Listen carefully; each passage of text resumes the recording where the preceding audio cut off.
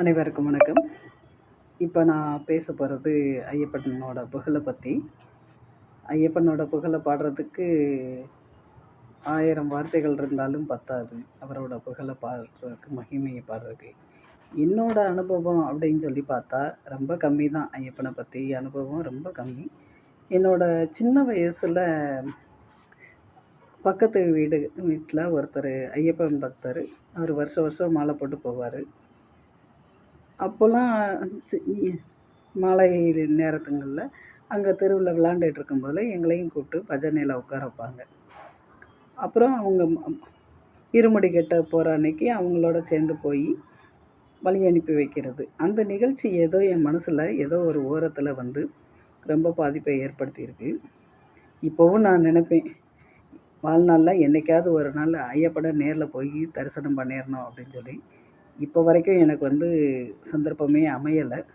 ஆனால் வருங்காலத்தில் எனக்கு அமையும்னு ஒரு நம்பிக்கை இருக்குது. அந்த ஐயப்பன் இதை பற்றி சொல்லணுன்னா, எனக்கு வந்து நான் டிவியில் தான் பார்த்துருக்கேன். அந்த தை மாதம் ஒளிபரப்புற மகர ஜோதி நேரலை, அதில் வந்து அது போட ஆரம்பிச்சிட்டாங்கனாவே அந்த இடத்த விட்டு நான் நகரவே மாட்டேன். அந்த பூஜை பெட்டி தூக்கிட்டு வர்றது, ஆபரண பெட்டி தூக்கிட்டு வர்றது, வழியில் எந்தெந்த ஊர்களெல்லாம் கடந்து வர்றாங்க, அது மேலே கருடன் பறந்து வர்றது, அங்கே சபரிமலையில் காத்திருந்து அவருக்காண்டி வந்த பிறகு அந்த சூடம் பொருத்துறது, அதை பக்தர்கள் வந்து ரொம்ப பரவசத்தோடு கும்பிட்றது, எரிமேனி, இதெல்லாம் வந்து நான் டிவியில் தான் பார்த்துருக்கேன்.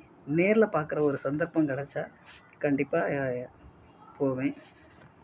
ஆனால் ஒரு இது வாழ்நாளில் எப்பயாவது ஒரு நாள் ஐயப்பனை நேரில் போய் தரிசனம் பண்ணணும் அப்படின்னு எனது ஒரு ஆசை. அது விரைவில் நிறைவேறணும்னு ஆண்டவனை வேண்டிக்கிறேன். சாமியே சரணம் ஐயப்பா.